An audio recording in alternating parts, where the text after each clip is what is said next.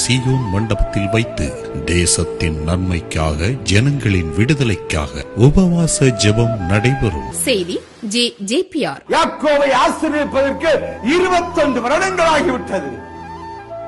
நாம் தேவ சமூகத்தில் 21 நாட்கள் காத்திருக்க தயாரில்லை.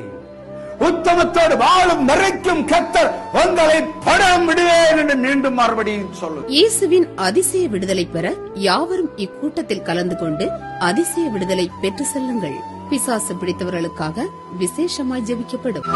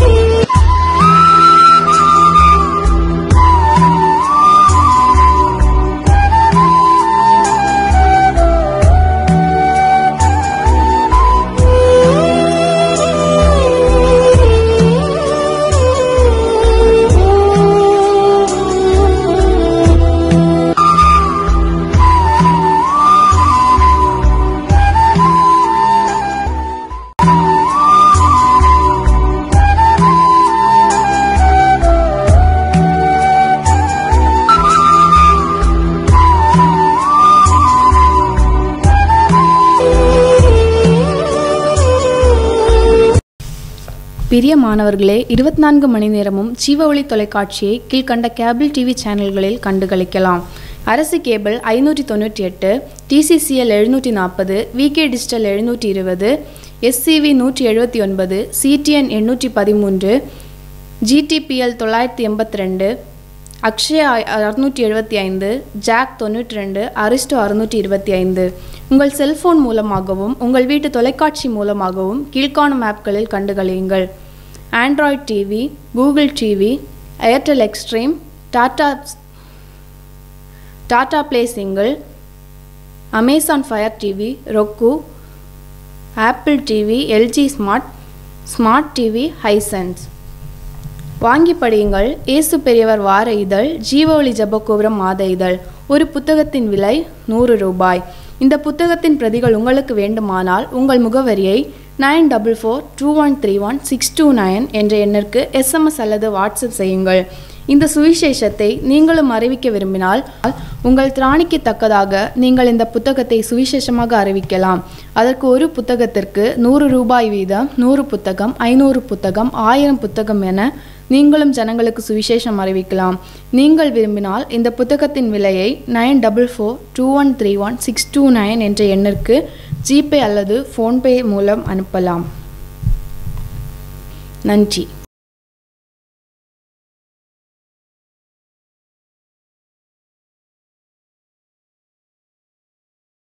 கர்த்தராகிய இயேசு கிறிஸ்து என்னும் மகா பரிசுத்த நாமத்துக்கு ஸ்தோத்திரம் உண்டாவதாக. அடிமை இந்த இடத்துல ஒரு சாட்சியா நிறுத்தினேன். அதிதேவன் உள்ளத்தின் ஆழத்திலிருந்து மனதாக ஸ்தோத்தரிக்கிறேன். ஸ்தோத்திரம். கர்த்தராகிய இயேசு கிறிஸ்து என்னும் மகா பரிசுத்த நாமத்துக்கு ஸ்தோத்திரம். துதிக்கான மகிமை உண்டாவதாக. எனக்கு 4 பிள்ளைங்க உண்டு. மூத்த பையன் ஏரோநாட்டிக்கல் முடிச்சு 28 வயசு வரைக்கும் வேலை இல்லாம இருந்தான். 2வது பையன் வெளிநாட்டுல டாக்டரா படிச்சுட்டு இருந்தான். 2 பிள்ளைங்க இங்க காலேஜ் போயிட்டு இருந்தாங்க. இவங்களை இப்படி படிச்சுட்டு மூத்த பையன் வேலையில யாரிடுமா அப்படின்னு சொல்லிட்டு இவன் 2வது பையனை நான் டாக்டரா படிச்சு வச்சிருந்தேன். இவன் வேலையில யாராவதுனால குடும்ப சூழ்நிலை ரொம்ப நெருக்கப்பட்டு இருந்தது. அந்த டைம்ல இப்படி இருந்தா சரியாகாதுன்னு சொல்லிட்டு நான் ஒரு டெய்லரிங், எனக்கு கொஞ்சமாக தான் தெரியும், நிறைய தெரியாது. அந்த தருணத்துல ஐஎஸ்எப்பாவோட ஜெபம் பண்ணிட்டு ஒரு சின்ன கடையை ஓபன் பண்ணி அதுல ஒரு துணி கடை, ஒரு டெய்லர் கடை நடத்திட்டு இருந்தேன். அதை தேவன் ஆசீர்வதிச்சு என்னை பெருக பண்ணினார். அப்படி இருக்கும்போது மூத்த பையனுடைய சூழ்நிலை 2 வாட்டி துபாய் போயிட்டு திரும்ப வந்திருந்தான். இவனுக்கு எப்படியாவது ஒரு வேலை வாய்ப்பு ஏற்படுத்தி கொடுக்கணும்னு சொல்லிட்டு பிரேயர் போன இடத்துல ஒரு சகோதரர் ஒரு மூலமான ஒரு தொடர்பு, ஒரு பிசினஸ் ரீதியா ஏற்பட்டது. அதுல பிள்ளை ஜாயின் பண்ணி விட்டு அந்த பிசினஸ்ல கொஞ்சம் காசு போட வேண்டியதா இருந்தது. அப்ப அந்த காரியம் ஏசப்பாவுடைய பெரிதான கிருபையினால அது அவங்க ஒரு ஊழியக்காரர் தான் செய்துட்டு இருந்தாங்க. அதனுடைய லாபம் எல்லாமே அப்பாவுடைய நாமத்தை மகிமைப்படுத்துவதாகவே இருந்தது. அதுல கிட்டத்தட்ட ஒரு 10 பேர் பார்ட்னராக இருந்தோம். எல்லாருமே ரட்சிக்கப்பட்டவங்க தான்.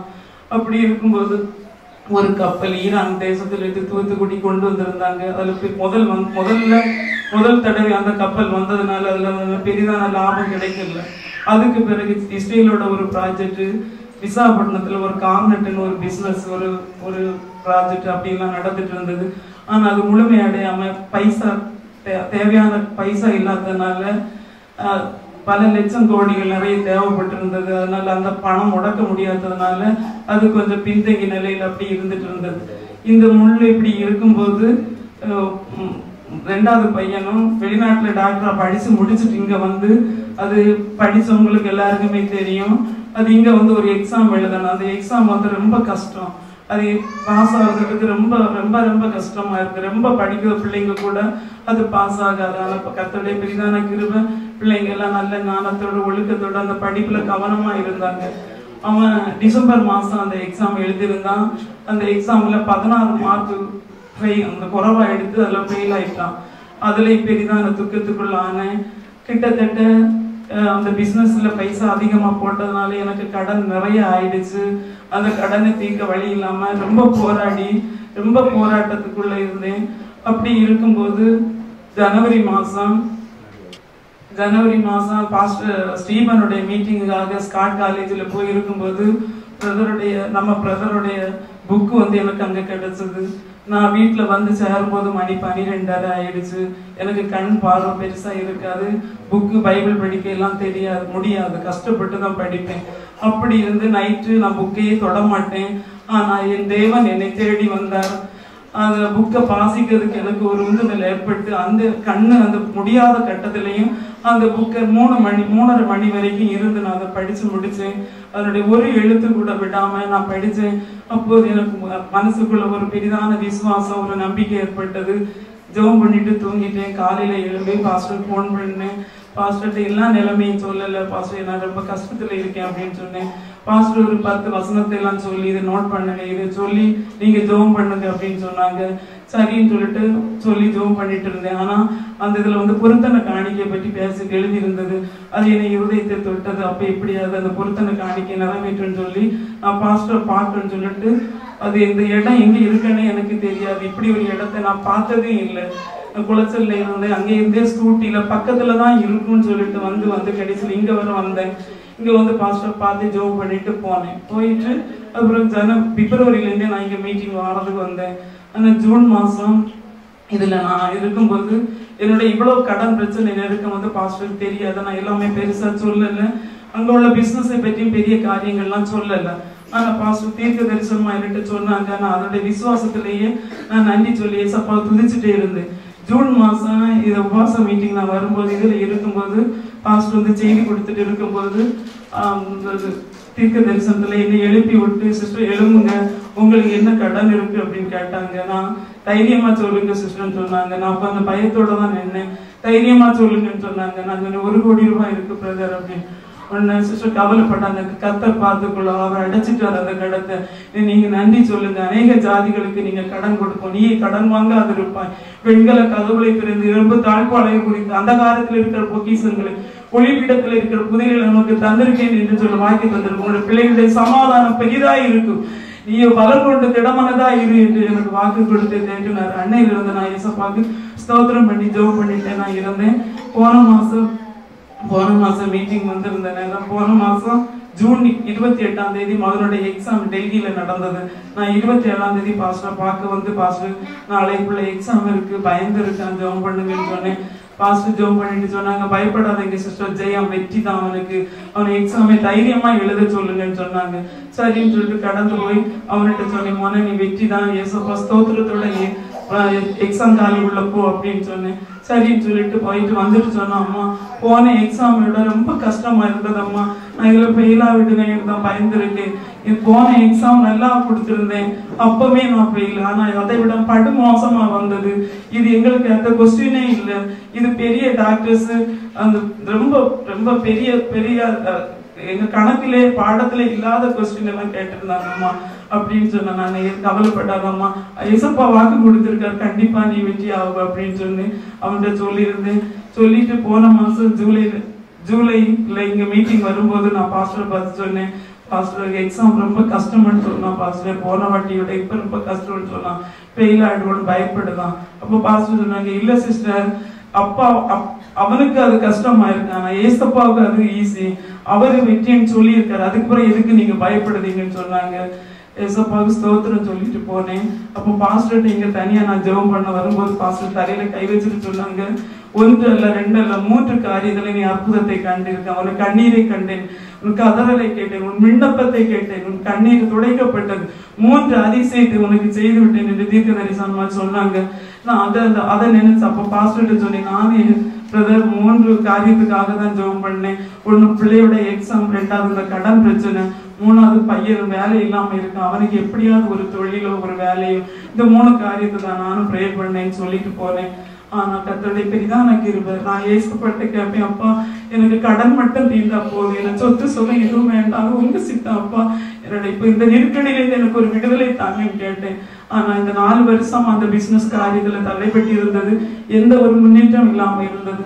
ஆனா அவங்களே எனக்கு கூப்பிட்டு சொன்னாங்க, சிஸ்டர் உங்களுடைய கடன் பாரம் எனக்கு பாரமா இருக்கிறது, உங்க பிரச்சனை எனக்கு பிரச்சனையா இருக்கு, உங்க கண்ணீரை கண்டு என்னோட இருதயம் கலங்குது, அதனால உங்களுக்கு இப்ப நாங்க 1 கோடி ரூபாய் தரோம், நீங்க அந்த கடத்தை முடிச்சிருங்க, ஃபர்ஸ்ட் எல்லா கடத்துல இருந்து நீங்க வெளியில வந்துருங்க, அதுக்கு பிறகு 1 கோடி ரூபாய் கூட தரேன், அதை வச்சு பிள்ளைங்க ஏதாவது ஒரு ஃபர்ஸ்ட் இப்போ ஒரு பிசினஸ் நீங்க ஏற்பாடு பண்ணி கொடுங்க, இங்க நமக்கு பிசினஸ் எல்லாம் முடிஞ்ச பிறகு மீதி உள்ள காரியத்தை பார்த்துடலாம் அப்படின்னு சொன்னாங்க.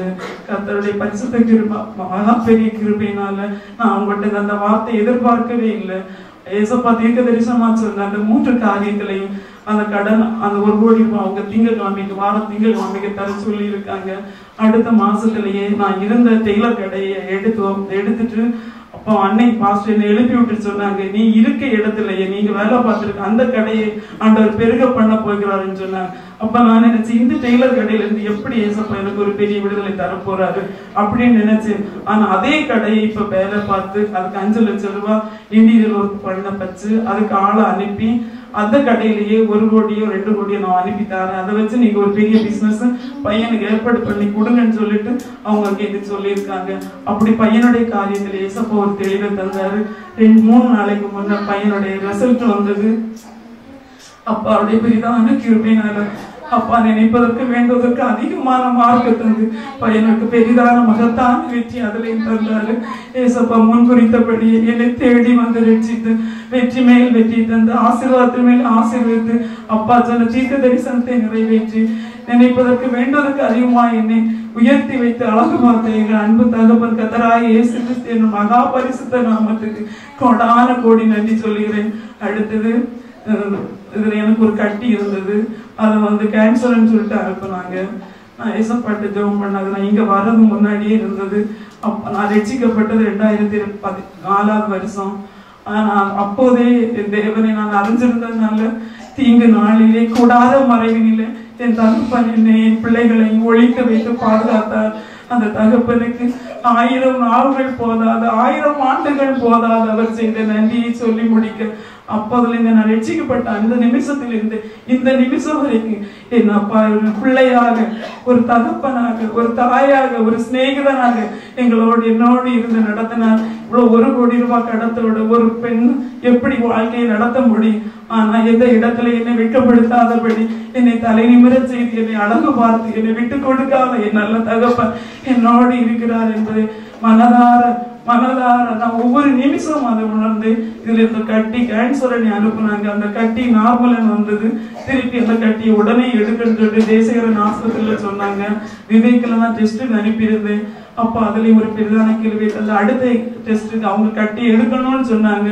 அப்போ பையனை டாக்டரா இருக்கிறதுனால அம்மா உடனே எடுத்துருங்கன்னு சொன்னாங்க. இல்லம்மா, ஏசப்பா பெரியவர், மட்டும் என்னை பாதுகாத்தவர், என் ஜீவனை கொள்ளை பொருளாக எனக்கு மீட்டு தருவார் என்று சொல்லி பிடிவாதத்தோடு விசுவாசத்தோடு இருந்தேன்.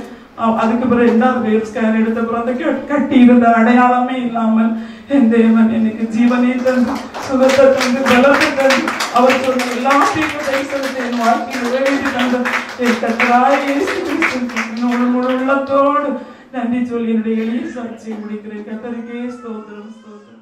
ஆண்டவர் சொல்லுகிறார், நம்மை பார்த்து சொல்லுகிறார், நீ உலகத்தினுடைய வெளிச்சம். அவர் சொல்லுகிறார், நம்ம சொல்லுகிறோம் அவர் தான் உலகத்தினுடைய வெளிச்சம்னு. இப்போ ஆண்டவர் சொல்லுகிறார், நீ உலகத்தினுடைய வெளிச்சம்டா. எவ்வளவு நம்பிக்கை வச்சிருக்காரு. என்னுடைய குமாரன், அவர் வெளிச்சமா இருந்தால் அவருடைய பிள்ளைகளை என்ன செய்யணும்? வெளிச்சமா இருக்கணும். நீ என்னுடைய பிள்ளை, நீ உலகத்தினுடைய வெளிச்சம், நீ மறைவாய் இருக்காத. எந்த சத்துருவை கண்டும் பயப்படாமல் அவர் பாதத்தில் அமர்ந்து நில்லு. ஹல்லேலூயா. உலகம் உன்னை வெறுத்திடலாம், உற்றார் உன்னை துரத்திடலாம், உன்னை அழைத்தவரோ உள்ளங்கையில் ஏந்திடுவார். ஆகவே நீ கலங்காதே, நீ கலங்காதே. ஹல்லேலூயா. இதான் சத்தியம். ஹல்லேலூயா. ஆகவே இந்த ஒரு பாடல் அன்றைக்கு எங்களை உருவாக்கியது. எப்படி மரணக்கட்டில் கூட இந்த பாட்டு தான். அந்த பாட்டில் அங்கே பாடி அங்கே தேவன் திடீர்னு சொன்னார். ஒரு 6 மாதம் வரைக்கும் அந்த புதிய வீட்டில் இருந்தோம்.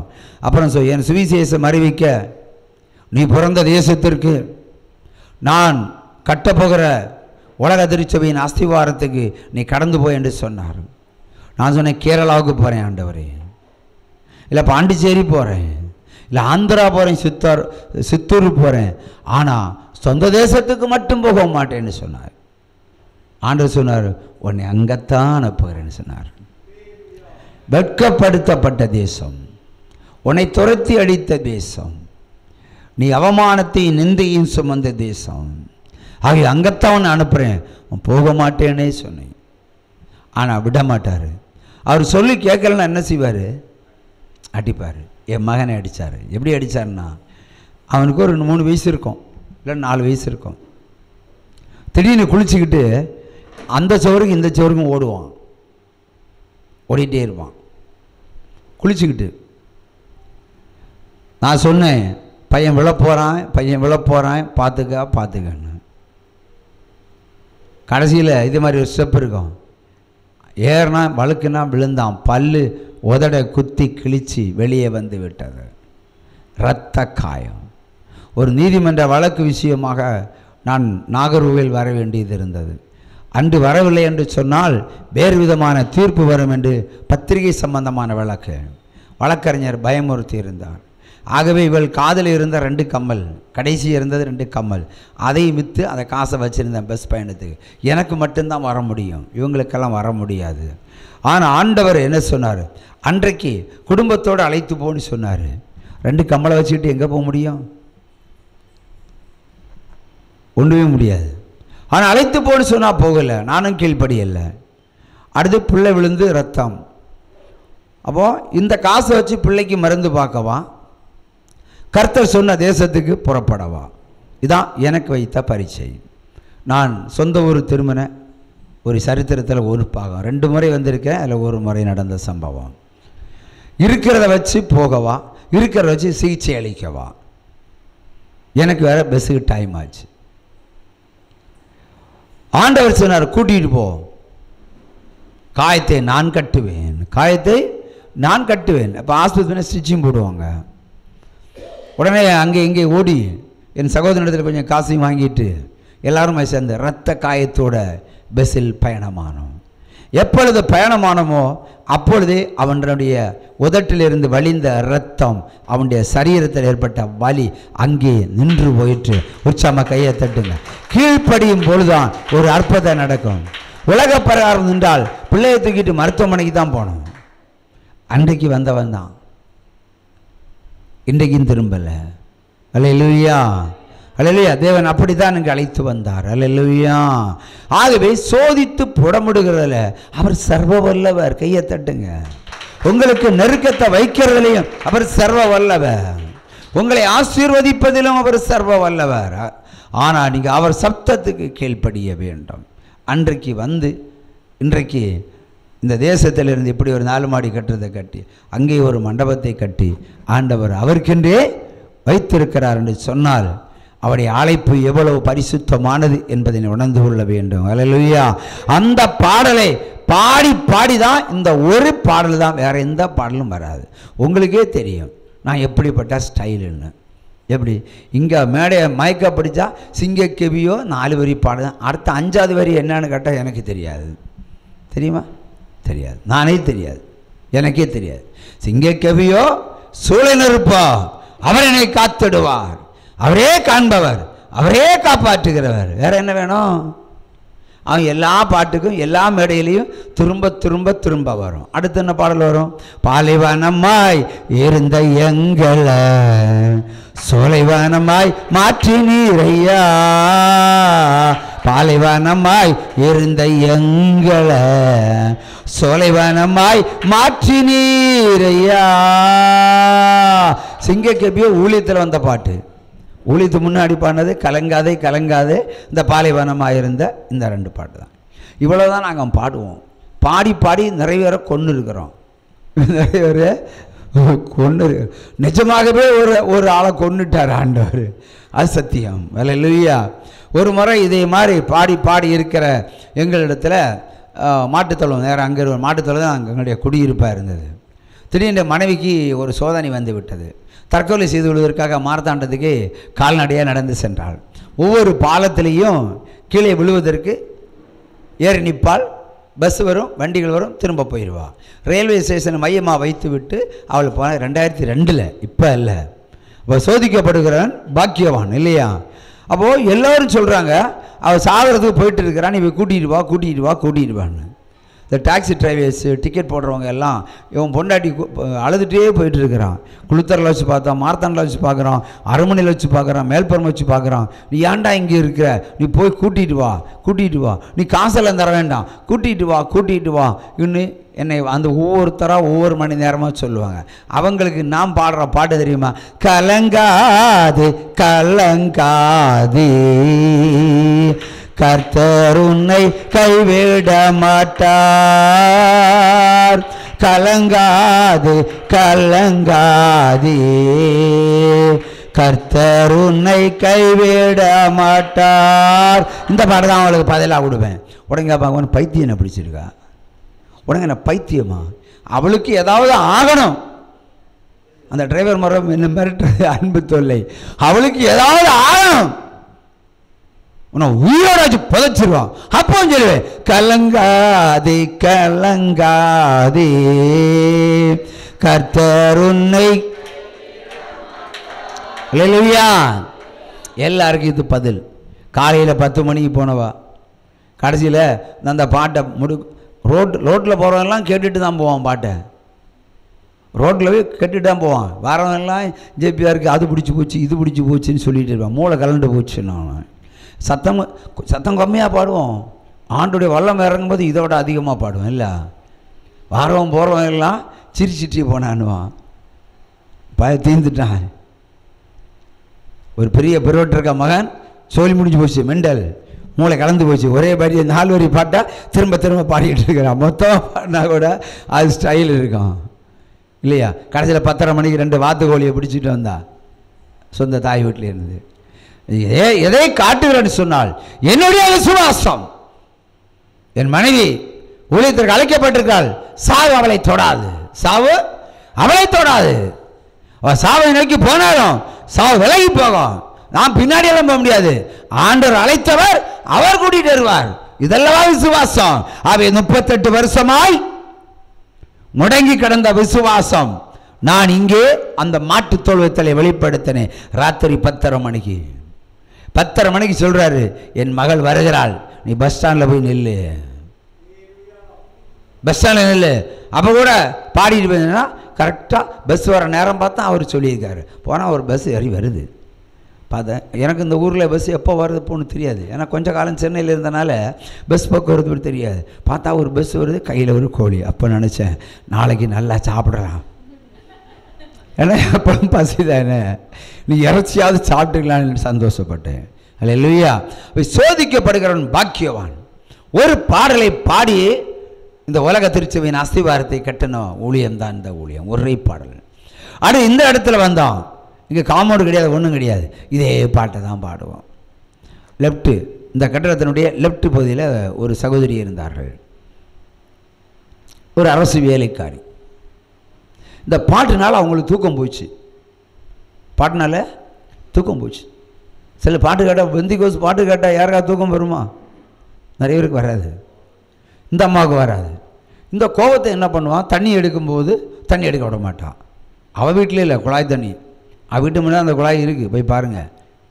தண்ணி எடுக்க விட மாட்டாங்க. தண்ணி சண்டை. ராத்திரி தூங்க விடல, இங்கே தண்ணி எடுக்க வந்த, தண்ணி தண்ணி தண்ணி உனக்கு தண்ணி உனக்கு தண்ணி குடத்தை கிண்டி விட்டுருவான். ஆளுகையோட வருவா. தண்ணி எடுக்க விடல. எல்லோரும் கொடுக்கப்பட்ட உரிமை நமக்கு மறுக்கப்பட்டிருக்கிறது, மறுக்கப்பட்டிருக்கிறது. அடுத்து ராத்திரி கண்டபடி திட்டுவான். நாங்கள் பாட்டு பாடுவோம். உடனே மறுபடியும் கொஞ்சம் உற்சாகத்தோடு, கலங்காதே கலங்காதே கர்த்தர் உன்னை கைவிட மாட்டார், காலமெல்லாம் உடனிருந்து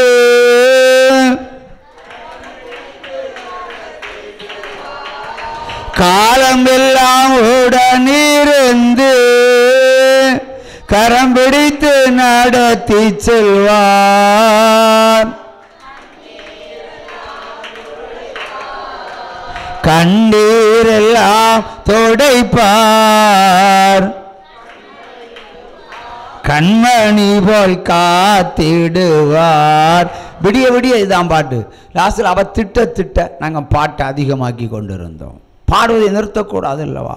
கர்த்தரை மகிமைப்படுத்துகிற பாட்டை நிறுத்த சொல்வதற்கு உலகத்தில் எந்த சத்துருக்கும் அதிகாரம் இல்லை, இல்லை தானே? நாங்கள் பாடி பாடி பாடி பாடி 3 மணி ஆச்சு. அப்படியே ஒரு தீர்க்க தரிசனம் வெளிப்படுகிறது. அவருடைய பேரே எனக்கு தெரியாது. ஆக்சுவலி கடைசியில் சொன்னார், தங்கமாய் வைக்கிறேன் கேன்சர், என் நாமத்தை தூஷித்தவனை நான் கொண்டு ஓடுவதற்கு வந்திருக்கிற சர்வ வல்லவர் கட்டையால் பகுதியில் வந்து முதல் கொலையை செய்து முடித்தார் என் தேவன். உற்சாகமா கையை தட்டுங்க. அல்லேலூயா. அவள் பேரே தெரியாது, யாருக்கும் சொன்னார்னு நினச்சிக்கிட்டு இருந்தேன். சரியாக பார்த்தா அந்த சகோதரி மறுநாளே படுக்கை ஆகிட்டாங்க. என்ன வியாதின்னு தெரியாது. கடைசியில் 40 நாள் தாண்டுகிறது. 40 நாள் தாண்டுகிறது. 40 நாள் அந்த சகோதரி அரசு விடுமுறையில் இருக்கிறாங்கன்னு தெரியும். ஆனால் என்ன பிரச்சனைன்னு தெரியாது. 40வது நாள் பைபிளில் 40ன்னு சொன்னாலே அழிவு, பேரழிவு எட்டி பார்க்கிறது. இந்தியா தேசத்தை தொட்டு பார்க்கும் என்று கர்த்தர் சொல்லுகிறார். இங்கே 40 நாள் மறுபடியும் நாங்கள் அதே பாட்டை தான் பாடிக்கிட்டு இருக்கிறோம். உன்னை சொல்றார் ஆண்டவர், உன்னை எடுத்துக்கொண்டு போவார்கள், உன்னை எடுத்துக்கொண்டு போவார்கள். அவ்வளோதான் சொன்னார். மேட்ரே தெரியாது. இப்போ நான் 3-3:30 மணி ஆச்சுன்னா ஜெபத்தை முடிச்சுட்டு டீ சாப்பிட போகலான்னு சொல்லிட்டு வெளியே வந்தாச்சுன்னா ஒரு கார் வந்து நிற்கிது. உடனே தூக்கிட்டு போகிறாங்க. ஆண்டு சொன்னார் எடுத்துக்கொண்டு போவார்கள். இங்கே தூக்கிட்டு போகிறாங்க. அவசர அவசரமாக காரில் ஏற்றுறாங்க. அவசர அவசரமாக காரில் ஏற்றி அவசர அவசரமாக 10 டீ சாப்பிட்டுட்டு திரும்பி வரும்போ வண்டி திரும்ப வந்திருக்குது. இப்போ தூக்கி கொண்டு உள்ளே போகிறார்கள். கேட்டால் அவள் மரித்து போனாள். 40 நாள் கேன்சரில் கர்த்தர் வைத்ததும் அவர், சொன்னதும் அவர். தேவனுடைய நாமத்தை தூசிக்கிற எவனும் எவளும் கொலை செய்யப்பட வேண்டும். அதான் பைபிள் பிரமாணம். அதை செஞ்சு முடித்தார் என் கர்த்தர். இனி எத்தனையோ இருக்கு ரகசியங்கள், பேர சொல்ல முடியாது. ஆகவே இங்கேயும் இந்த ஊழியத்தில் வந்த பிறகு 1 2 3 4 5 5 பேரை கொண்டு இருக்கிறார் என் கர்த்தர். அனானியா சப்பீரியா 2 பேர் தான் ஊழிய காலத்தில் செத்தது. ஆனால் இவங்க ஊழியம் ஆரம்பித்த வேளையில 5 பேரை போனார், சொல்லி அடிச்சாரு. அதான் நம்ம தேவன். ஹல்லேலூயா. அப்ப நம்ம சத்துருக்களை கண்டு நம்ம பயப்படக்கூடாது. நம்ம அவரை உடும்பு பிடிக்கணும், காலை பிடிச்சிட்டு உட்காரணும். அவ்வளோதான். நீர் என் தேவன், உம்மை விட மாட்டேன், என்னை ஆசீர்வதித்தால் ஒழிய விட மாட்டேன். அவ்வளோதான். அதுக்காக அழுக வேண்டாம், கண்ணீர் வேண்டாம். கண்ணீர் இருந்தால் அழுக, இந்த நம்பிக்கை போச்சு. அழுக வந்தாச்சுன்னா நம்முடைய தன்னம்பிக்கையும் போச்சு. ஆகவே வாழ்க்கையில் எதை இழந்தாலும், சொத்தை இழந்தால் திரும்ப பெற்றுக்கொள்ளலாம், ஆஸ்தி இழந்தால் திரும்ப பெற்றுக்கொள்ளலாம். ஏன் ஒரு ஸ்திரீ புருஷனை இழந்தால் இன்னொரு புருஷனை பெற்றுக்கொள்ளலாம்.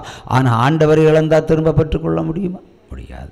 விசுவாசத்தை இழந்தால் கூட திரும்ப பெற்றுக்கொள்வது கடினம். வேதம் சொல்லுகிறது, எபிரேயர் 6ஆம் அதிகாரத்தில் சொல்லப்படுகிறது, 5:6 சொல்லப்படுது, ஒருவன் தேவனை ருசி பார்த்த பின்பும் நீ பின்னிட்டு போவாயானால் ஒருபோதும் மறுபடியும் தேவராஜ்யத்தில் பிரவேசிக்க முடியாது என்று மெய்யாகவே மெய்யாகவே நான் உனக்கு சொல்லுகிறேன் என்று சொல்லி இருக்கிறார். அதான பொய்யா? சத்தியம் தானே. ஒரு கால் பின்னிட்டு போகாதீங்க. எப்போ கோ ஃபாஸ்ட், திரும்பி பார்க்கக்கூடாது, போயிட்டே இருக்கணும். கர்த்தருடைய முகத்தை மட்டும்தான் பார்க்கணும். உலகத்தை முகத்தை பார்க்கணும், தடுமாறி விழுவான். பக்கத்து வீட்டுக்காரன் எப்படி இருக்கட்டும் நமக்கு என்ன, அந்த வீட்டுக்காரன் எப்படி இருக்கட்டும் நமக்கு என்ன. நம்ம இயேசு கிறிஸ்து முகத்தை பார்ப்போம். அவருடைய முகத்தை பார்த்தால் வெளிச்சம் நமக்குள்ளே உண்டாகும். வெளிச்சம் நமக்குள்ளே வந்தால் நமக்கு வழிகள் தானா பிறக்கும். ஹல்லேலூயா. ஜீவனுள்ள தேவன் நம்மை கரம் பிடித்து நடத்தி என்ன சொல்றார்? கண்மலையில வைப்பேன்னு சொன்னார். ஹல்லேலூயா. எங்களை கண்மலையில வைத்தார், வச்சிட்டாரு. ஹல்லேலூயா. ஒரே பாடல் தான். ஆகவே ஊழியத்தில் ஒரே பாடல் தான். என்ன பாடல்? சிங்கக்கேவியோ சூளை நெருப்போ அவர் என்னை காத்திடுவார். சிங்கக்கேவியோ சூளை நெருப்போ அவர் என்னை காத்திடுவார். அவரே என்னை காண்பவர், அவரே என்னை காப்பவர். சிங்கக்கேவியோ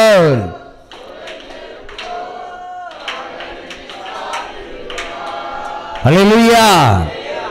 ஒரு முதுகுவலி பிடித்த ஒரு சகோதரன், முதுகுவலி, அதாவது பேக் பெயின், தீராத வலி, சர்ஜரி செய்திருக்காங்க. ஆனாலும் விடுதலை கிடைக்கல. 3 வருஷமாச்சு படுக்கையில் கிடக்கணும்.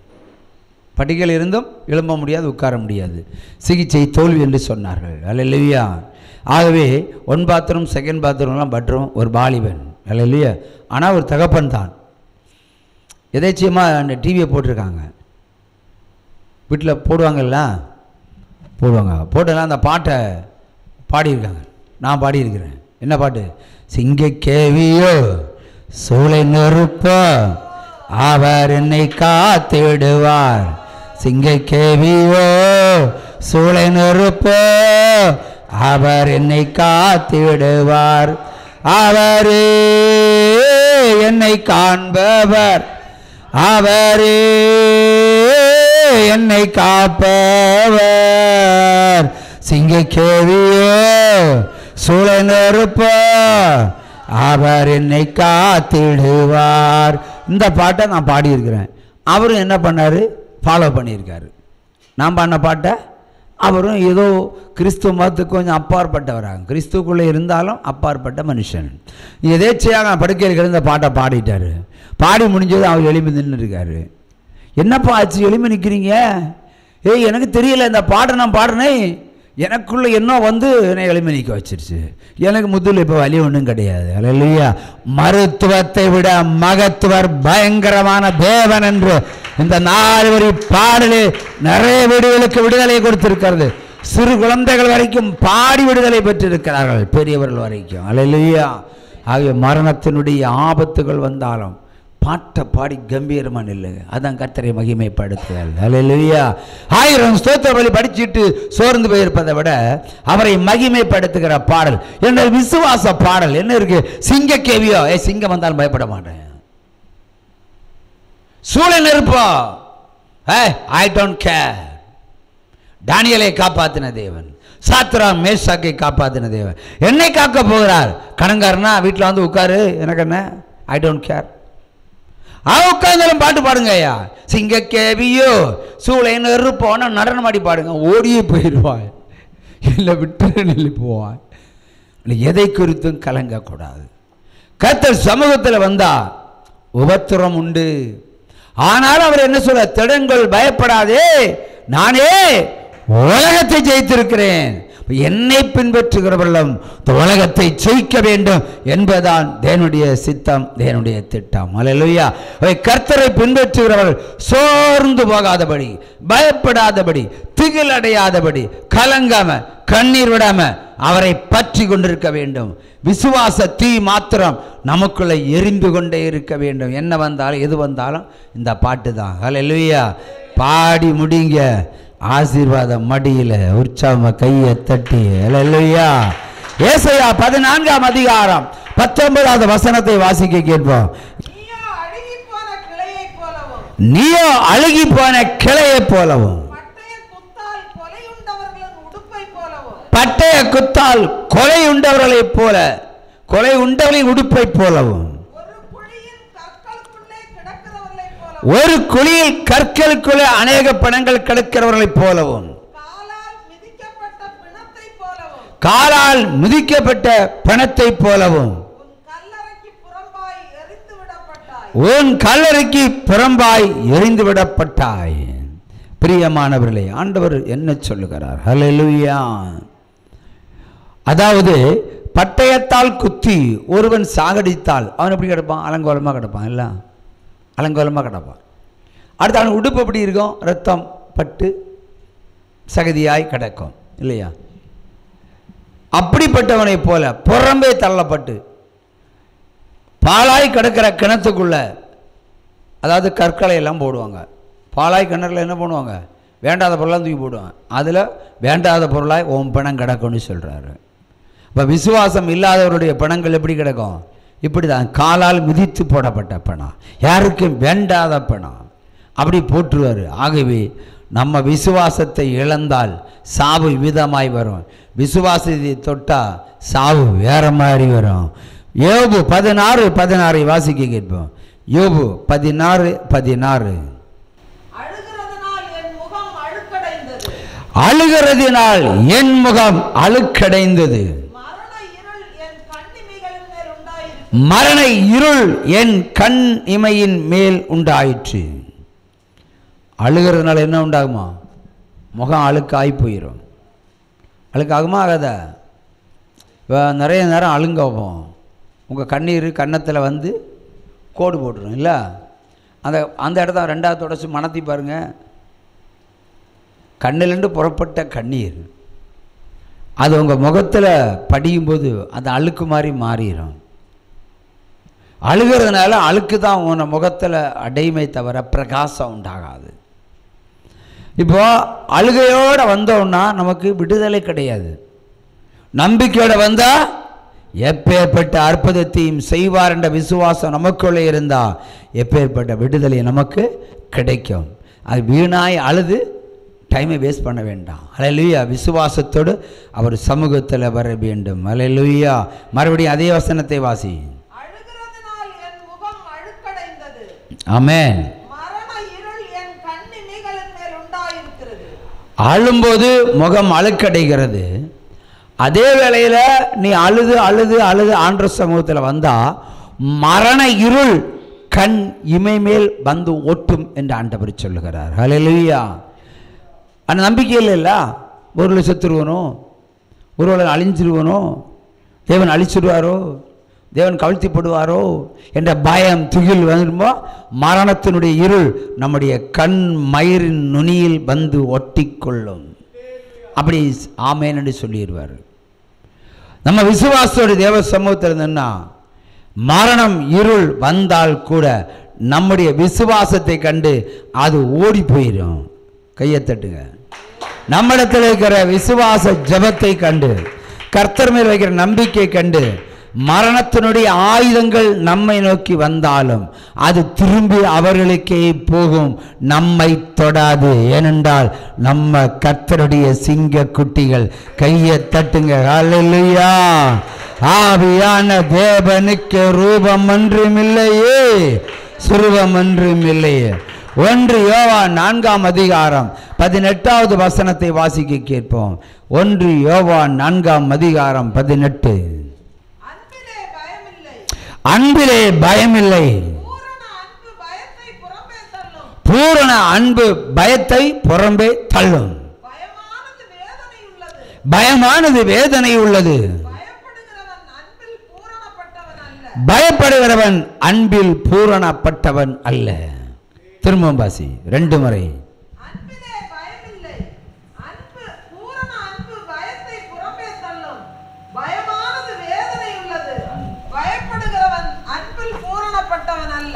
அல்லேலூயா.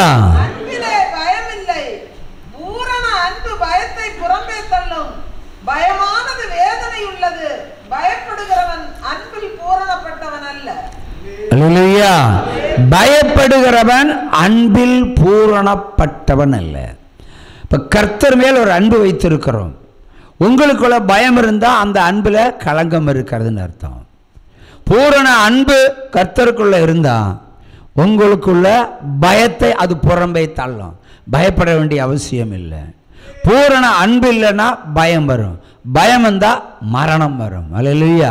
ஆகிய பூரண அன்பு தான் உங்களுக்கு தேவை. இயேசு கிறிஸ்து மேல் வைக்கிற பூரண அன்பு இருக்கு பாருங்க, அந்த அன்பு தான் சகலத்தையும் ஜெயிக்கும். கையை தட்டலாம். பூரண அன்பு இல்லைன்னா பயம் வரும். பூரண அன்பு உடையவர்கள் பயத்தை புறம்பே தள்ளுவார்கள். ஆகவே திகிலும் கலக்கத்திற்கு நம்முடைய இருதயத்தில் இடமில்லை. ஆகவே இயேசு கிறிஸ்து மேல் வைக்கிற மெய்யான அன்புதான் நம்மை வாழ வைக்கும், நம்மை உயர்த்தும். ஹல்லேலூயா. 1 தீமோத்தேயு 12ஆம் அதிகாரம் 13வது வசனத்தை வாசிக்க கேட்போம். விசுவாசத்தை விடுகிறவர்கள் ஆக்கினைக்கு தப்பான். ஹல்லேலூயா. தண்டனைக்கு தப்பான் என்று வேதம் சொல்லுகிறது. ஹல்லேலூயா. ஒரு மனிதன் விசுவாசத்தை இழக்கக்கூடாது. அவ விசுவாசத்தை இழந்தால் நமக்கு என்ன கிடைக்கும்? தண்டனை கிடைக்கும். அது கர்த்தர் மேல் வைக்கிற விசுவாசம் ஒரு நாளும் குறைபட்டு போகக்கூடாது. ஹல்லேலூயா. யாக்கோபு 6ஆம் அதிகாரம் 8, 9, 10 வாசிக்க கேட்போம். ஹல்லேலூயா. சிங்கக்கேவியோ சூளை நெருப்போ அவர் என்னை காத்திடுவார். சிங்கக்கேவியோ சூளை நெருப்போ அவர் என்னை காத்திடுவார். அவரே என்னை காண்பவர், அவரே என்னை காப்பவர்.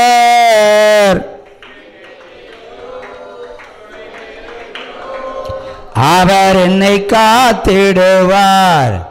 அல்லேலூயா, அல்லேலூயா.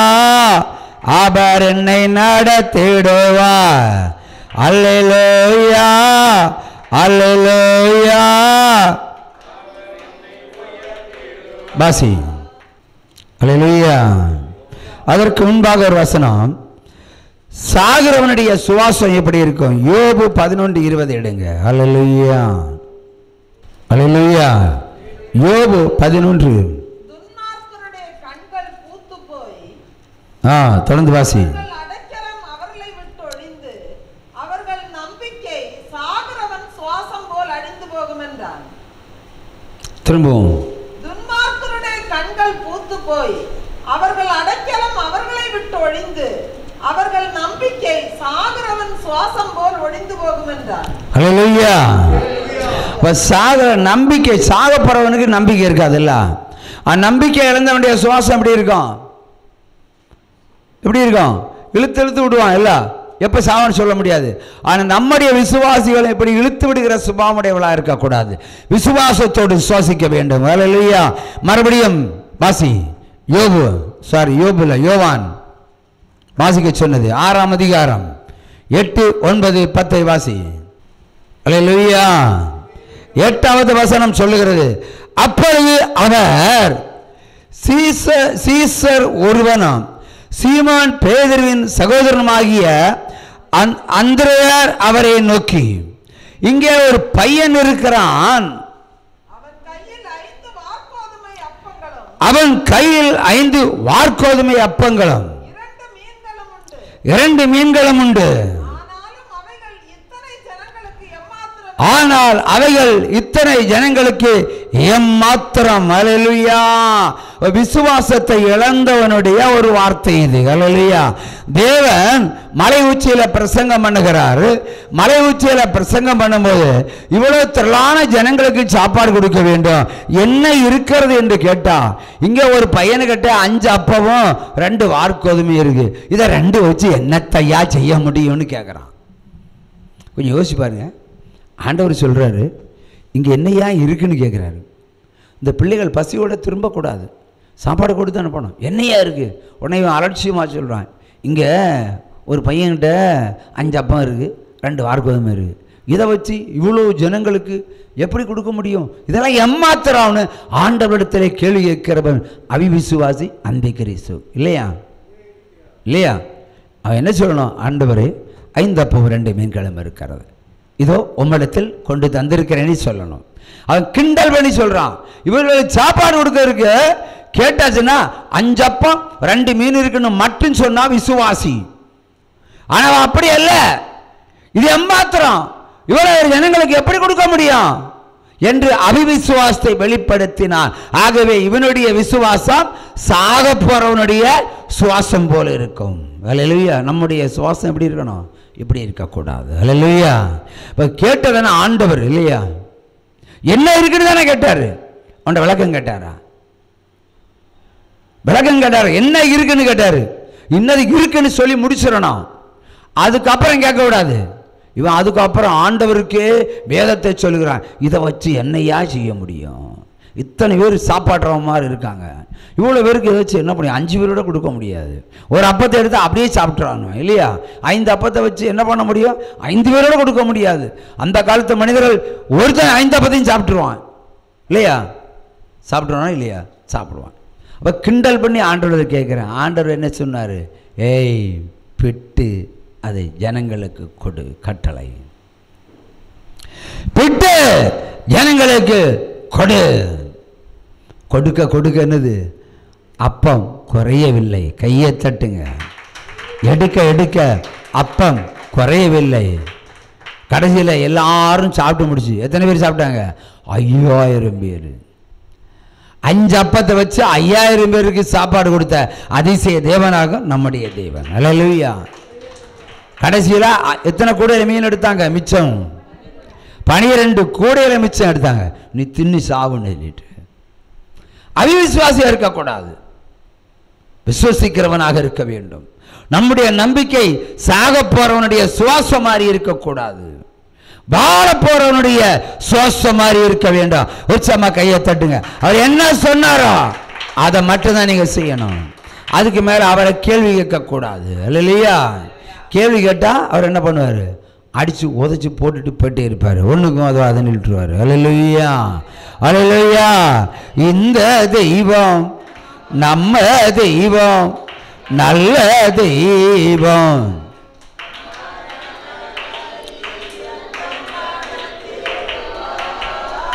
இந்த தெய்வம் நம்ம தெய்வம், நல்ல தெய்வம்.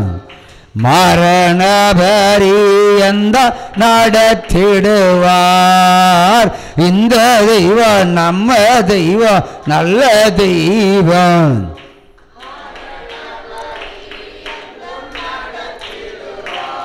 இப்படிப்பட்ட அவிவிசுவாசிகளுக்கு ஆண்டவர் வைக்கிற தண்டனை ஏசாயா தீர்க்கதரிசன புஸ்தகம் 10ஆம் அதிகாரம் 16வது வசனம். ஏசாயா தீர்க்கதரிசன புஸ்தகம் 10:16. ஆகையால் சேனைகளின் ஆண்டவராகிய கர்த்தர் அவனை சேர்ந்த கொழுத்தவர்களுக்குள்ள இளைப்பை அனுப்புவார். பட்சிக்கும் அக்கினியைப் போலும் பட்சிக்கும் அக்கினியைப் போலவும் ஒரு அக்கினியை அவன் மகிமை மேல் கொளுத்துவார். அல்லேலூயா. ஆகவே கொளுத்த சரீரத்தில் என்ன உண்டாகும்? இளைப்பு வியாதி. நிறைய பேர் அப்படித்தான் இருக்காங்க இல்லையா? ஸ்ப்ரே கொண்டு நடப்பாங்க. இப்போ கொளுத்தல இளைப்பு வியாதி என்றால் தேவன் அனுப்புகிற வியாதி. நம்ம ஆஸ்பத்திரியிலலாம் என்ன பண்ணிட்டு இருக்கிறோம்? மருந்தை தேடிட்டு இருக்கிறோம். அவர் சில கொளுத்தவர்களுக்குள்ள இழப்பு வியாதியை அனுப்புவேன்னு சொன்னார். விசுவாசம் இல்லைன்னா இழப்பு வியாதி வரும் உங்களுக்கு. ஆகவே விசுவாசத்தை இழந்தால் இழப்பு வியாதி தேவன் அனுப்புவார். அப்புறம் மூச்சு விடுறது கஷ்டப்பட வேண்டியிருக்கும். ஆன்னு விடணும். அப்புறம் என்னையா செத்து பொண்ணியான்னு கேட்டு பொண்டாட்டி வந்து என்ன மறுபடியும் 2 அடி அடிச்சிடுவா. நீ இப்படி இழுத்து சாகர விட ஒரே அடியை போய் தொலைன்னு. புரியுதா? சுவாசம் விடுறதுக்கு அவ்வளோ கஷ்டம்.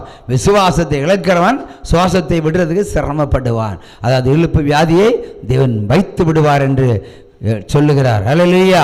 ஏசாயா 9ஆம் அதிகாரம் 16வது வசனத்தை வாசிக்க கேட்போம். ஏசாயா 9ஆம் அதிகாரம் 16வது வசனம். இந்த ஜனத்தை நடத்துகிறவர்கள் எத்தருமாய், அவர்களால் நடத்தப்படுகிறவர்கள் நாசமடைகிறவர்களாய் இருப்பார்கள். இந்த ஜனத்தை நடத்துகிறவர்கள் எத்தர்களாக இருப்பார்கள். அந்த எத்தர்கள் அதாவது என்ன செய்யலாம்? ஏமாற்றுகிறவர்கள், கொள்ளையடிக்கிறவர்கள், துன்மார்க்க ஆட்சி செய்கிறவர்கள், இப்படிப்பட்டவர்களாக இருப்பார்கள். ஆனால் அவர்களுடைய பிள்ளைகள், அந்த நாட்டில் இருக்கிற பிள்ளைகள் எப்படி இருப்பார்கள்? சர்வநாசத்தையும் காண்பார்கள், சர்வநாசத்தையும் காண்பார்கள். அவை இந்த ராஜ்யத்தை நடத்துகிறவர்கள் எத்தர்களாக இருப்பார்கள். அந்த எத்தர்களுடைய கீழே இருக்கிற மக்கள் சர்வநாசத்தையும் காண்பார்கள். அதானே பார்த்துட்டு இருக்கிறோம் இல்லையா? உற்சவமா கையை தட்டுங்க. அல்லேலூயா, அல்லேலூயா. அடுத்தபடியா ரோமர் 6ஆம் அதிகாரம் 6வது வசனம். ரோமர் 6ஆம் அதிகாரம் 6வது வசனம். நாம் இனி பாவத்திற்கு ஊழியம் செய்யாதபடிக்கு பாவ சரீரம் ஒழிந்து போகும் பொருட்டாக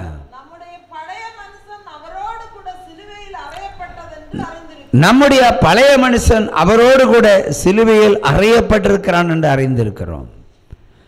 நம்முடைய பழைய சுபாவம், நம்முடைய ஜென்ம சரீரம் அது சிலுவையில் அறையப்பட்டு விட்டது என்று நம்ம கருதி கொள்ளுவோம். இப்போ புதிய சரீரத்தை நம்ம பெற்றிருக்கிறோம் இல்லையா? ஜீவ ஆத்மாவை பெற்றிருக்கிறோம். இயேசு கிறிஸ்துவை தெய்வமாய் ஏற்றுக்கொண்டிருக்கிறோம். அப்படியே விசுவாசத்தினால, அப்படியே நம்பிக்கையினால் வாழ்ந்து கொண்டு இருக்கிறோம். எப்படிப்பட்டவர்கள் பழைய சரீரத்தை பெறக்கூடாது, திரும்ப பெறக்கூடாது. அது முடிஞ்சு போன சரீரம். அப்போ இயேசு கிறிஸ்துவை அறிந்த பின்பு, அவரை ஏற்றுக்கொண்ட பின்பு பின்வாங்கியும் போகக்கூடாது, அவரை விட்டு விலகவும் கூடாது. எப்பொழுதும் அவரிடத்தில் விசுவாசத்தை வளர்த்தி கொள்ள வேண்டும். விசுவாசம் இழந்தால் பழைய மனுஷன். அல்லேலூயா. விசுவாசத்தை பெற்றால் புதிய மனுஷன். அல்லேலூயா. அவை பாவத்துக்கு நம்ம ஊழியம் செய்யக்கூடாது. பாவம் செய்வதற்கென்றே ஒருவன் ஊழியம் செய்யக்கூடாது. பாவத்தை விடுவதற்கென்றே ஒருவன் ஊழியம் செய்ய வேண்டும். ஆகவே சில சபை போதகர்கள் இன்றைக்கு எத்தரலாகவும் இருக்கிறார்கள். அல்லேலூயா. பாவத்துக்கு என்ன சொல்லுவாங்க? பாவத்தை அன்னைக்கே கழுவிட்டார்ல, அப்படி தானே சொல்லுவாங்க. பாவத்தை அன்றைக்கே கழுவிட்டார். ஆனால் எத்தனை வாட்டி பாவம் செய்தாலும் அவர் கழுவி தொடச்சிக்கிட்டே இருப்பார்னு சொல்லுவாங்க. அப்போ இந்த ஜனத்தை நடத்துகிறவர்கள், இப்படிப்பட்ட சபையை நடத்துகிறவர்கள், அவனும் பாவியாக இருப்பான், அவன் சபை மக்களும் பாவியாக இருப்பார்கள். ஆகவே சபை என்று சொன்னால் பரிசுத்தம். ஒருவனும் பாவம் செய்யாதபடி பாதுகாக்க வேண்டிய பொறுப்பு யாருக்குண்டு? ஊழியக்காரனுக்குண்டு. அல்லேலூயா. அவன் கடிந்து கொள்ள வேண்டும், தண்டிக்க வேண்டும், எச்சரிக்க வேண்டும், சுவிசேஷத்தை புகுத்த வேண்டும். இதன்படி நட என்று சொல்லணும். கர்த்தரை விட்டு பின்வாங்காத படிக்க என்னது? சாட்டையை கையில் வச்சிருக்கணும், புளிய மரத்தை கையில் வச்சிருக்கணும், வெட்டக்கூடிய கோடரி வச்சிருக்கணும், நீண்ட பட்டயத்தை வச்சிருக்கணும். இவளை வச்சுக்கிட்டு தான் என்னை ஊழியம் செய்தா நீங்கள் ஒருவேளை திருந்துவீர்கள் இல்லையா? அது சொல்லி கேட்காதவங்களுக்கு என்ன செய்யணும்? சாட்டை அடி. இன்னும் சொல்லி கேட்கலன்னா பட்டயத்தை வச்சு குத்து இல்லையா? அதுலேயும் கேட்கலன்னா புளியங்கம்பை வச்சு ஆட்டி. அப்படி தான் செய்யணும். அப்போ தான் நீங்கள் திருந்துவீங்க. அல்லேலூயா. ஆகவே இந்த சபையை நடத்துறவர்கள், இந்த ஜனத்தை எத்தரலாக இருக்கக்கூடாது. பாவம் செய்ய தூண்டுகிற சபைகளாக இருக்கக்கூடாது. பாவத்தை விடுகிற சபைகளாக இருக்க வேண்டும். உற்சாகமாக கையை தட்டுங்க. பாவனாலே சாவு மடியில வரும் பயம் வேண்டாம். அல்லேலூயா. இந்த பயம் இருந்தால் நம்ம திருந்தி விடுவோம். நம்ம திருந்தினால் நம்முடைய விசுவாசம் எப்படி இருக்கும்? பெதஸ்தா குளத்துல 38 வருஷம் காத்து கிடந்த முடவனுக்கு சமமாக இருக்கும். உற்சாகமா கையை தட்டலாம். அல்லேலூயா, அல்லேலூயா, அல்லேலூயா. யாக்கோபு 4ஆம் அதிகாரம் 7வது வசனம், கடைசி வசனம். யாக்கோபு 4:7. ஆகையால் தேவனுக்கு கீழ்ப்படிந்திருங்கள், பிசாசுக்கு எதிர்த்து நில்லுங்கள், அப்பொழுது அவன் உங்களை விட்டு ஓடி போவான். பிரியமானவர்களே, ஆண்டவர் சொல்லுகிறார், நீங்கள் தேவனுக்கு கீழ்ப்படிங்க, அப்பொழுது பிசாசை எதிர்த்து நிற்கக்கூடிய பவரை ஆண்டவர் உங்களுக்குள்ளே வைப்பார். அப்ப நீங்க என்ன செய்யணும்? சாத்தானை எதிர்த்து நிற்கலாம். ஒரு ஜெபம் பண்ணும்போது அந்திகிறிஸ்து உள்ளே வந்தா அப்பால் போ சாத்தான் என்று சொல்லி அவனை எதிர்த்து நில்லுங்க. அல்லேலூயா. வீட்டில் சோதனை வந்தா எதிர்த்து நில்லுங்க. விசுவாசம் என்ற கேடகத்தை பிடித்து தேவ சமூகத்தில் நின்றால் ஜெயம் நமக்கு, வெற்றி நமக்கு, வாழ்க்கை நமக்கு, அழிவு சாத்தானுக்கு. அல்லேலூயா. உற்சாகமா கையை தட்டி எழுப்பி நிற்பான். இந்த தெய்வம் நம்ம தெய்வம், நல்ல தெய்வம், மரண பரியந்த நடத்திடுவார். இந்த தெய்வம் நம்ம தெய்வம், நல்ல தெய்வம்.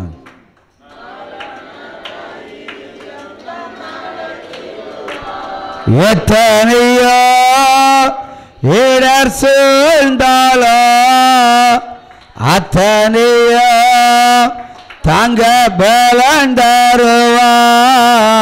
அந்தி சந்தி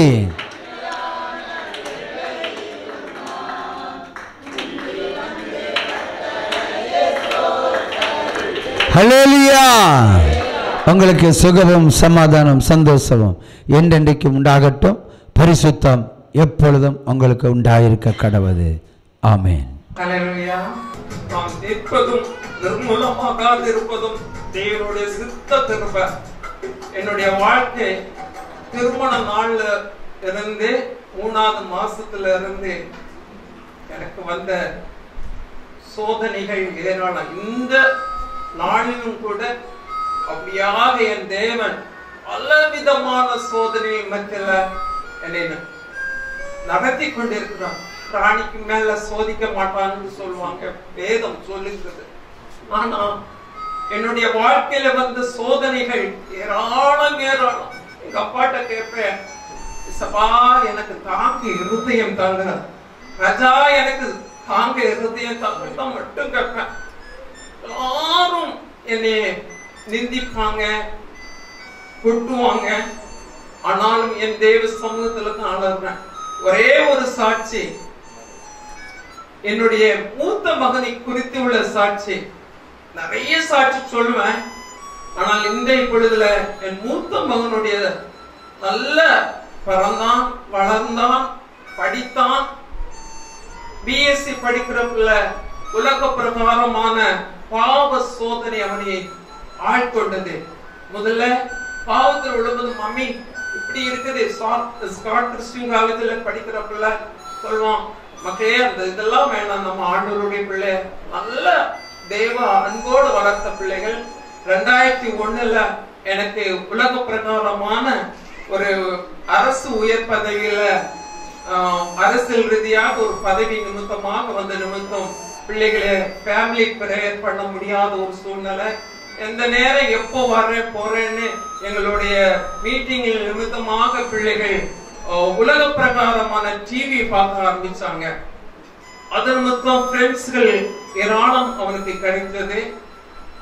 இது நிமித்தமாக அவன் ஆனாலும் இந்த சூழ்நிலையே வந்து எனக்கு ஓப்பனா சொல்லுவான், ஒரு சிறு குழந்தைய போல என்கிட்ட பேசுவான். ஆனா ஒரு பொல்லாத ஒரு சூழ்நிலையில லவ்ன்னு சொல்ல அந்த பாவ கடன்ல ஒரு பொல்லாத மகள் நிமித்தம் எங்கள் குடும்பம் அலக்களிக்கப்பட்டு நிந்திக்கப்பட்டு நாங்கள் கதறணும். ஏன் இப்படிப்பட்ட ஒரு சூழ்நிலை இருக்குது? என்னுடைய இது எதுவானாலும் நம்ம குடும்பத்துக்கு ஏற்றபடி இருந்தா எல்லாம் நாங்க ஓகே பண்ணுவோம். ஆனால் நம்ம குடும்பத்துக்கு ஏற்ற முறையல்ல. நாங்கள் கல்கோயில சிஎஸ்ஐ கல்கோயில போய் நானும் என் வீட்டுக்கு வரணும், யாரும் எழும்ப முன்னாடி லாக் பண்ணிட்டு அது சர்ச்சில் இருந்தோம். 6 மணிக்கு நாங்க ஃபேமிலி பிரேயர் பண்ணிட்டு முழங்கால் படி போட்டு ஜெபம் பண்ணுவோம். பல தரிசனங்களை ஆண்டவர் தந்தா.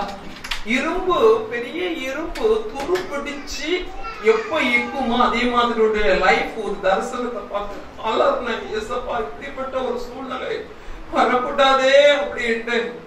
ஆனால் அவன் அந்த இடத்துல இருந்து விடுபட்டு ஒரு 5-6 வருஷமா நான் இவ்வளவுதான் கல்யாணம் பண்ணிப்பேன் அப்படின்னு சொல்லிட்டு இருந்துட்டே இருந்தான். ஆனா பிரேயர் நிமித்தம் எங்களுடைய பெற்றோருடைய அலறின் சத்தத்தை தேவன் கேட்டு 5 வருஷம் ஓகே மம்மி நீங்க பாக்குற பொண்ணதான் நான் கல்யாணம் பண்ணுவேன் ஓகேயா இருந்தான். 2018 ஜனவரி 15ஆம் தேதி எங்க பெரிய அண்ணா பொண்ணு மேரேஜுக்கு, அந்த மேரேஜுக்கு நாங்க போக கூடாது அப்படின்னு நாங்க இருந்த வேளையில அந்த பொண்ணு அந்த மேரேஜ்ல வந்திருந்தா. அங்க ஒரு ஆக்சிடென்ட் வந்த நிமித்தமாக எங்களுக்கு அறிந்து என் சகோதரன் இறந்திருந்தால் அந்த குட்டி கேட்க போவோம் இல்லையா அப்படின்னு சொல்ல நிலையில் போனல பழையபடி அவனுடைய வேதனை நிமித்தமாக நாங்கள் போக வேண்டி திரும்பவும் அதை ரீகண்டினியூ ஆக வேண்டிய ஒரு சூழ்நிலை. ரொம்ப பிரயாசம். கேட்காத கேள்வி என் மகன் என்னிடம் கேட்டான். அதே டைம்ல 7 மாசத்துக்கு முன்னாடிதான் இந்த பாஸ்டர் எனக்கு ஒரு இன்ஸ்பெக்டர் மூலமாக போன் மூலமாக, ஆனா என்னுடைய காரியங்கள் எதுவுமே அவருக்கு தெரியாது, நம்பர் கொடுத்தாங்க. இந்த பாஸ்டருக்கு நீங்க போன் பண்ணுங்க அப்படின்னு பாஸ்டர் போன் பண்ணினேன். பேசினாங்க. வாங்க சிஸ்டர் நம்ம செபிக்கலாம் அப்படின்னாங்க. மகனுக்கு குறித்து மட்டும்தான். ஆனா பாஸ்டர் சொன்னாங்க, இந்த மகள் இல்ல, அவனுக்கு நெபிக்கப்பட்ட பொண்ணு வேற பொண்ணு, அவ சகப்பா இருப்பா, படித்த அவனுக்கு ஈக்குவலா படிச்சிருப்பா, ஆனா தேவனை அறிந்த பொண்ணுன்னு சொல்லிட்டு தரிசனத்தை சொல்லி அனுப்புனாங்க. ஒரு அப்படி சொல்லி அனுப்பிட்டு நான் எங்க வீட்டுல போய் எங்க வீட்டுக்கார சொல்லிட்டு நான் அவங்களுக்கு ஜெபத்துல நான் விட மாட்டேன். கடவுளை இறுக்கமாக பிடிச்சு ஜெபிச்சுட்டே இருக்கப்பல ஒரு சாட்டர்டே இப்படி ஃபர்ஸ்ட் சாட்டர்டே மீட்டிங் நான் கிளம்பினேன்.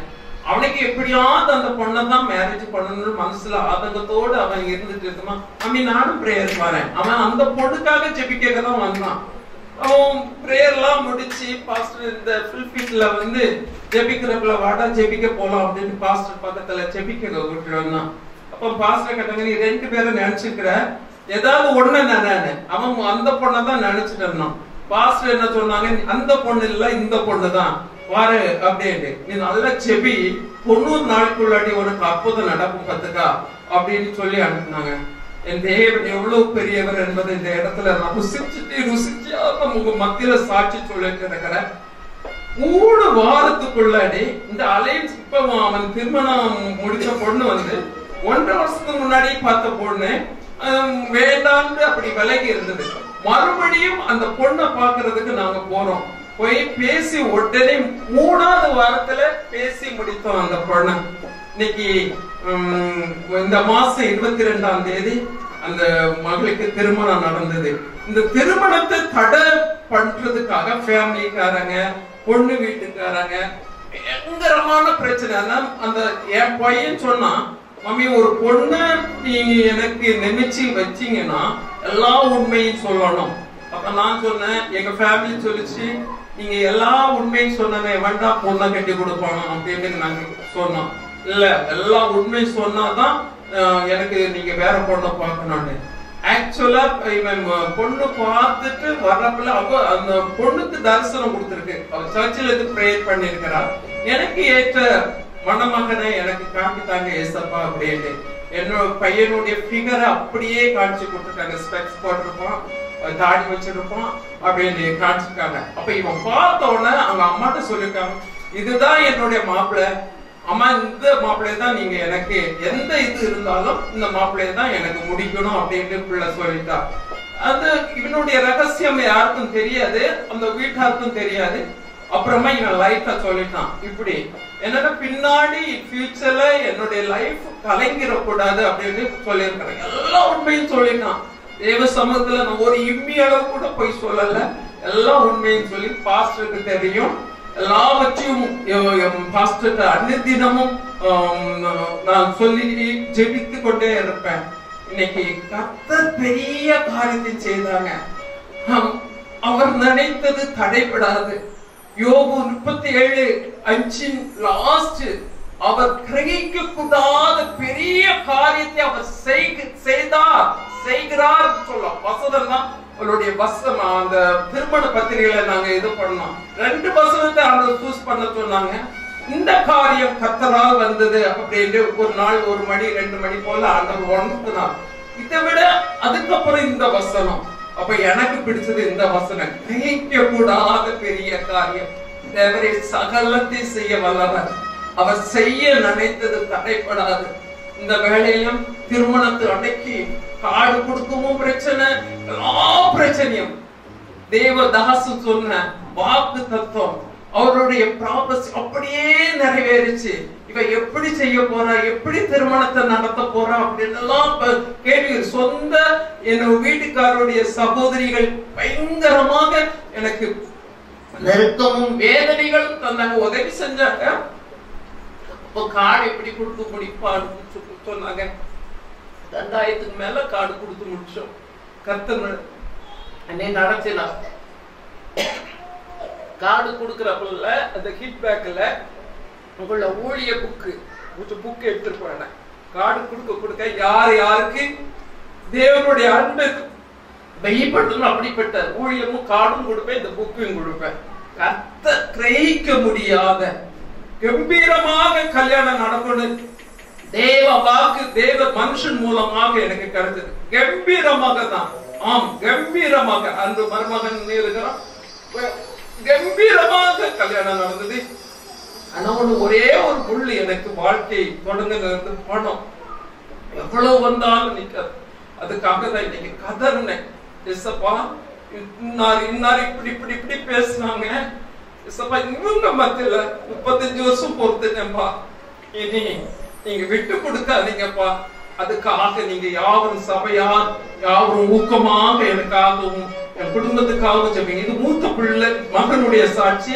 உங்க குடும்பமாக வருவாங்க. இன்னைக்கு ஒரு சூழ்நிலை நிமித்தமாக அவங்க வெளியே ஒரு விருந்து வச்சாங்க. அந்த விருந்து கூட அரைக்குறையா தான் பங்கு கொள்வோம். அவங்க மருமகளுடைய ஒரு சொந்தத்துல ஒரு அண்ணா இறந்து போயிட்டாங்க. அவங்க ட்ராவல் கிளம்பிட்டு இருப்பாங்க. 10 குஷ்டரோகி இல்ல சொஸ்தமான ஒரு குஷ்டரோகி தான் ஆண்டவருக்கு சாட்சியா வந்தது போல நான் இன்னைக்கு நம்பியுடையவளாக இன்னைக்கு சாட்சிக்கு அது எல்லாமே ஆராதனை வேளையில வந்துடுச்சு.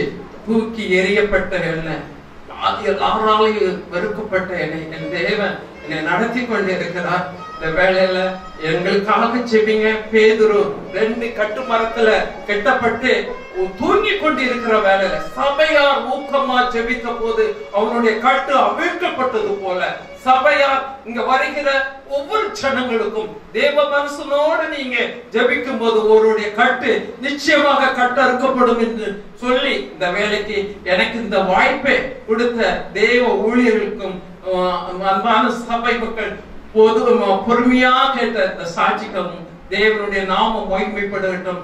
கர்த்தர் தாமே இந்த சாட்சியை அங்கீகரிப்பதாக. ஆமென்.